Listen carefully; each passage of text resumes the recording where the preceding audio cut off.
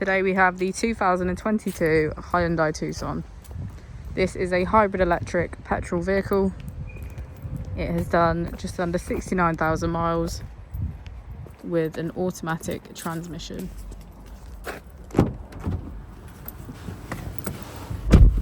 To the left of our steering wheel, we have voice control as a feature, as well as our automatic headlights. On the right, we have cruise control and automatic wipers. Moving on to our screen, we can access map, navigation, our button settings, radio, media, which includes Apple and Android CarPlay, and our setup.